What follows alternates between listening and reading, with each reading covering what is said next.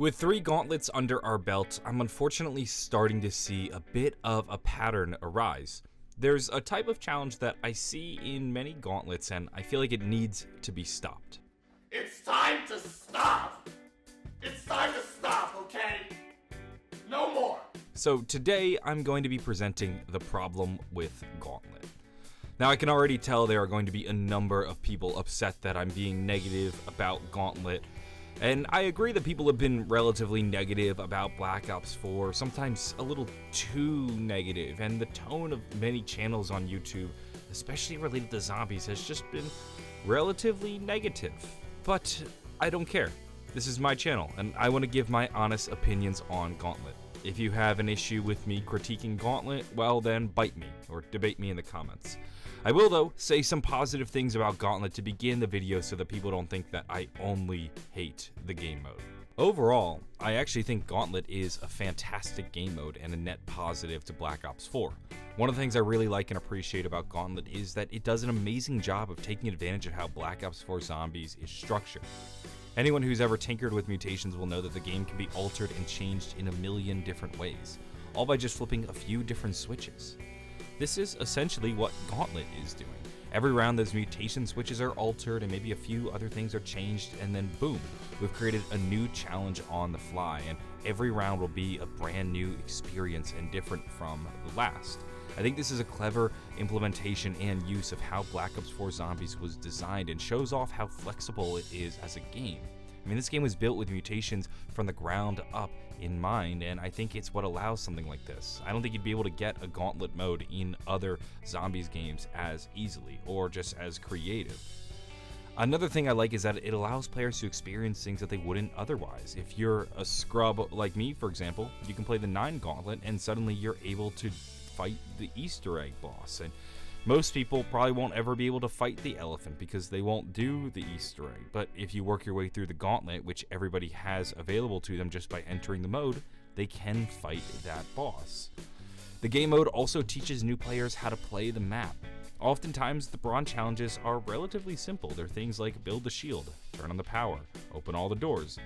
And while this is basic to most zombie players, someone new to the map, well, it forces them to learn all the basics, and it will ultimately make them a more capable zombies player.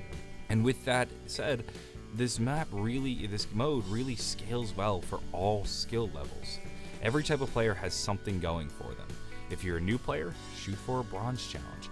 If you're relatively experienced, well then you should be aiming for silver, and once you knock that out or you're a pretty skilled zombies player, well now you're striving for gold. And once you complete a tier, suddenly you're gonna kind of have a little nagging sense. You're like, oh shit, I just earned bronze, I bet I can earn silver. Or shit, I just earned silver, let's go for bronze. This keeps people coming back to it and striving for the next thing. It harkens back to the reason we all first played zombies when we got into it for the first time. It was all about just seeing how far we can get, and Gauntlet feels like that too. And even if you've beaten gold, there's still stuff you can do. You can go for a flawless run, which you have no deaths or fails, and you can also try to speedrun the map, improving your time. This means that there is an endless replay value to Gauntlet, so I hope you guys can see that Gauntlet is actually a game mode that I do like. I'm not just a hater, and it's, in my opinion, a very welcomed addition to Black Ops 4. Now with that said, let's move on to the negative part. I think the biggest issue that Gauntlet has going for it are challenges that are time wasters. These are the kind of challenges that don't really add any extra difficulty to a round. All they really do is make the Gauntlet just overall longer. During these challenges, you often just play the round like normal. Then you just leave the last zombie alive and complete whatever the, in quotes, challenge is. It's essentially completing a chore around the map. It doesn't add anything difficult, it's just something now you need to do. I don't feel like I'm earning a challenge sometimes when I'm doing some of these time waster challenges. This type of challenge really started to get my attention when I was playing the Classified Gauntlet. On round 12, you have the challenge called Down the Rabbit Hole. Your objective is to use all teleporters. Now, this one isn't that bad. However, there is one way to do this that I think is definitely the safest way to do it, which is to wait until the round is over. You can do this mid-round, and I've tried it before. However, sometimes I advise against it just because you might accidentally going down following a bad teleporter. If you get caught up in those labs in the middle of a round and you're getting stuck with teleporters, you might go down. So if you really want to play conservative, your best bet is to wait until the round is over to complete this challenge. This means you basically need to ignore the challenge and play the round like normal. Save the last zombie, and then go teleporting. And now basically you have an end of the round chore, and this chore is going to take some time. There's 10 teleporters on this map, which is a lot, and they're also random and take time to recharge. You can't really systematically go and do all 10 teleporters in an order, which just makes it a waste of time. If you were to be efficient, it might still take you a couple minutes just to hit every single teleporter on the map, and now you're just adding time to your overall gauntlet time that isn't even time in which you're being challenged or tested. You just waited until the round was over and then teleported a bunch for no real reason, and I don't even feel like I'm accomplishing anything. Sometimes there's challenges like go build the shield, and then I'll go at the end of the round and build the shield, but I feel like I've earned something. I now have a shield that I can use throughout the game. What have I really earned from teleporting 10 times? Another challenge we have is at round 13, Bear a Grudge. Your challenge is to hit the mystery box 6 times. The trick though is that every time you hit a mystery box, that box is going to move. This challenge I think is far more annoying than the previous one when you consider the box locations on Classified. 3 of the box locations on Classified are what I would call unhittable mid-round. Those are the 2 in the labs and by the elevator. You can go ahead and try to hit them, but the odds of you hitting them are pretty low without going down. Good luck trying to train in some of those tight areas and hit the box. And once the box ends up in one of those 3 locations, you're kind of done. You're screwed. Now you need to wait until the round is over to progress, and you must save a crawler. And again, you're basically ignoring the challenge, playing the round like normal, and then spinning the box potentially 6 times. And because it takes time for the box to spin, give you a bear, and then have it appear in the location, and then you need to go to that location, this is going to add several minutes to your play time. Several minutes that you're not being challenged and not really earning anything. You're just hitting the box, getting a teddy bear, it's moving to a new location. It's going to take 30 to 45 seconds per mystery box, and when you might potentially have to do 6 of them in a row, now you're adding an extra 3 to 4 minutes to your time that you're just bored.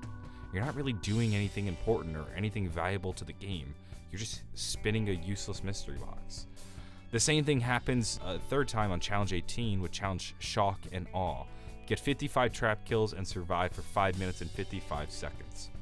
I think the 55 kills with the trap is actually a good challenge.